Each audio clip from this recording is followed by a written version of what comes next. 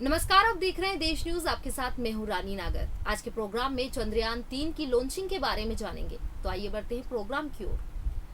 भारतीय अंतरिक्ष अनुसंधान संगठन यानी इसरो इतिहास रचने को तैयार है। इसरो अपने बहुप्रतीक्षित मिशन चंद्रयान 3 को 13 जुलाई को दोपहर 2:30 बजे लॉन्च कर सकता है। हालांकि फाइनल तारीख अभी तय नहीं हुई है।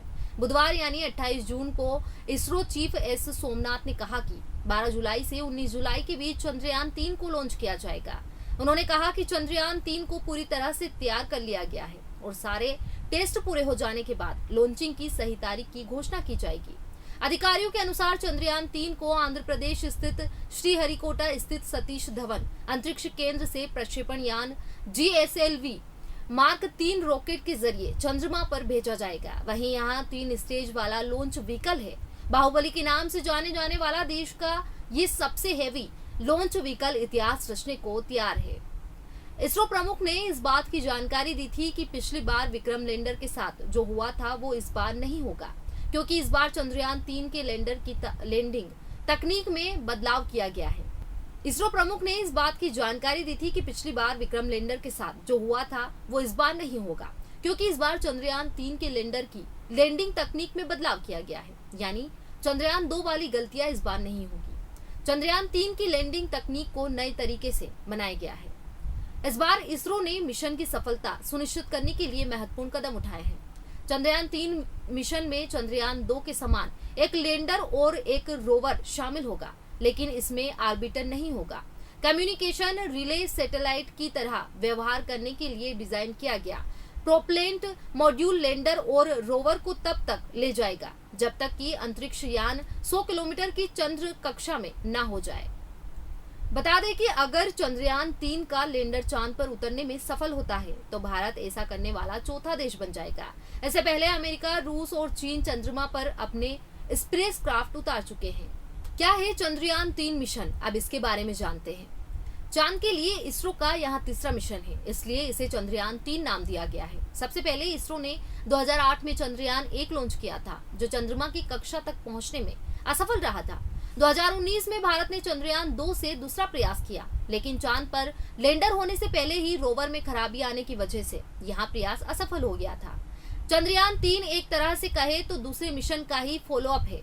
इसमें वो सफलता हासिल करने की कोशिश की जा रही है जो चंद्रयान 2 के समय अधूरी रह गई थी। अब आपको बताते हैं कि चंद्रयान 2 क्यों असफल हुआ था। इसरो ने 2019 में चंद्रयान 2 मिशन लॉन्च किया था। यहाँ चंद्रमा तक पहुंचने में सफल रहा था। 47 दिन का सफर पूरा करने के बाद चंद्रमा पर लैंडिंग से कुछ किलोमीटर पहले ही इसका लैंडर विक्रम खराब हो गया था। इसी वजह से लैंडिंग साइट से संपर्क टूटने की वजह से इसरो का यहाँ प्रयास असफल हो गया था।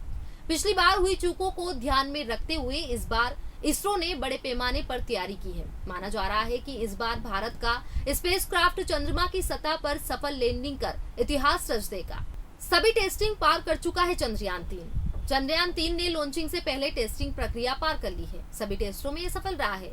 खास तौर से लॉन्चिंग व्हीकल के ऊपरी फेज को रफ्तार देने के लिए इसमें लगाया गया क्रायोजेनिक CE-20 इंजन की टेस्टिंग भी सफल रही है। लैंडर भी अपने टेस्ट में पास हो चुका है। इसरो ने प्लान किया है कि इस बार चंद्रयान 3 को चांद को दक्षिणी ध्रुव पर उतारा जाएगा। टेस्टिंग के लिए इसरो ने खास तौर से बेंगलोर से 250 किलोमीटर दूर छल्लाकेरे के पास चांद की सतह जैसे गड्ढे बनाए थे। इसमें लैंडर और रोवर को उतारकर टेस्टिंग की गई थी। कितने दिन काम करेगा रोवर, ये भी जानते हैं। चंद्रयान 3 से इसरो जिस रोवर को चांद की सतह पर उतारेगा उसे एक चंद्र दिन की अवधि के लिए तैयार किया गया है। यानी कि ये रोवर चांद पर एक दिन बिताएगा। खास बात यह है कि चांद पर एक दिन धरती के 14 दिनों के बराबर होते हैं। यानी कि लगातार 14 दिन तक ये रोवर धरती पर चंद्रमा के बारे में जानकारी भेजता रहेगा। हालांकि ऐसा भी संभव है कि ये मिशन और ज्यादा लंबा खिंच जाए और लगातार जानकारियां भेजता रहे। पिछली गलती नहीं दोहराएगा इसरो। चंद्रयान 2 का विक्रम लैंडर चांद की सतह के बिल्कुल नजदीक पहुंचकर क्षतिग्रस्त हो गया था और उसकी हार्ड लैंडिंग हुई थी। इस बार लैंडर में ऐसे सेंसर लगाए गए हैं जो चंद्रयान की गति को कंट्रोल करेंगे। वैज्ञानिकों के मुताबिक इस बार लैंडिंग की प्रक्रिया चांद की सतह से 7 किलोमीटर ऊपर से शुरू हो जाएगी और 5 किलोमीटर की दूरी तय करने के बाद इसके सेंसर एक्टिव हो जाएंगे जो चांद की सतह पर इसकी सफल लैंडिंग कराएंगे। यान से चांद की सतह के बारे में चलेगा पता। चंद्रयान-3 चंद्रमा की सतह के बारे में जानकारी जुटाएगा। इसरो चीफ एस सोमनाथ के मुताबिक बेशक पिछला मिशन असफल रहा, लेकिन इससे बहुत कुछ सीखने को मिला था।